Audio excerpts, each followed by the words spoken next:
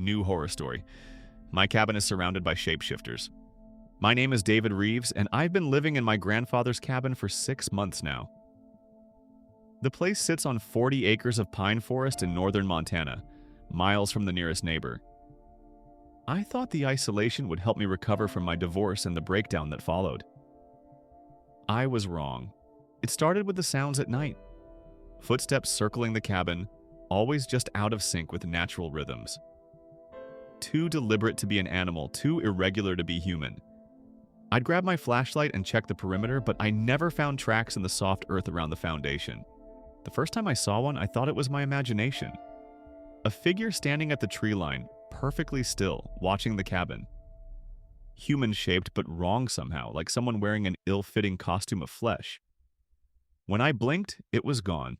Then I started finding the offerings. Dead rabbits arranged in perfect circles around my property. Their bones had been removed with surgical precision, leaving only hollow shells of fur and skin.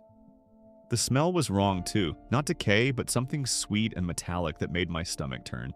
I called the local sheriff, but Deputy Morrison just shrugged and mentioned that folks around here sometimes had trouble with coyotes. He wouldn't meet my eyes when he said it, and I noticed he kept his hand on his service weapon the entire time. The mimicry began 3 weeks ago. I was splitting firewood behind the cabin when I heard my ex-wife calling my name from the forest. Her voice was perfect, the same inflection she used when she was worried about me. But Rachel lived 800 miles away, and we hadn't spoken since the papers were signed. I followed the voice deeper into the trees, even though every instinct screamed at me to run.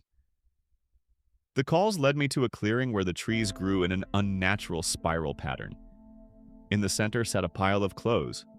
My clothes, ones I'd thrown away months ago. They were arranged to look like a sleeping person. The voice stopped calling. That night, I saw my own face pressed against the bedroom window. It wasn't a reflection. The thing outside was wearing my features like a mask, but the proportions were wrong. The mouth stretched too wide, the eyes sat too far apart, and when it smiled, I counted too many teeth. It stayed there for hours, mimicking my expressions with a half-second delay, as if learning how to be me. I moved my sleeping area to the basement after that, but it didn't matter. The next morning, I found muddy handprints on every window, handprints that matched my own perfectly. The local grocery store owner, Mrs. Patterson, started treating me strangely.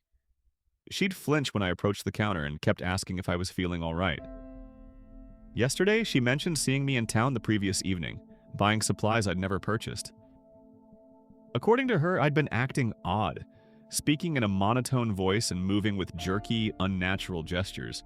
I hadn't left the cabin in 3 days. Whatever these things are, they're not just mimicking appearances, they're replacing people entirely. I found a journal hidden in my grandfather's belongings that detailed similar encounters going back decades. He called them the Hollow Ones, creatures that steal faces and memories, wearing human identities until the original person is forgotten entirely. The journal's last entry, dated 5 years ago, was chilling. They've been watching me for months. Found 3 of my shirts hanging from trees this morning, each one bloody around the collar. They're getting bolder. Tonight, I heard my dead wife calling from the forest, using words she only said on our wedding day. Tomorrow, I'm burning everything and leaving this place.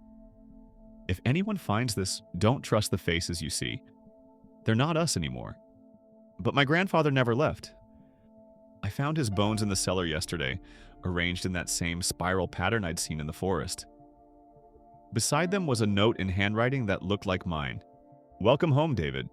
We've been wearing your grandfather's face for years, waiting for you to return. The transformation is easier when the subject comes willingly. Don't fight it. Soon you won't remember which one is real anyway. As I write this, I can hear my own voice calling from outside, begging to be let in. It claims to be the real David, says that I'm the imposter, the thing that crawled out of the forest. The voice sounds desperate, terrified, completely human. And I'm starting to believe it.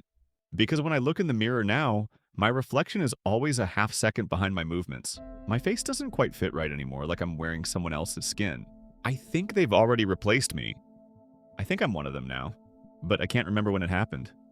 Thank you for listening. If you really like the story, please don't forget to hit the like button and subscribe for more daily horror stories. Thanks.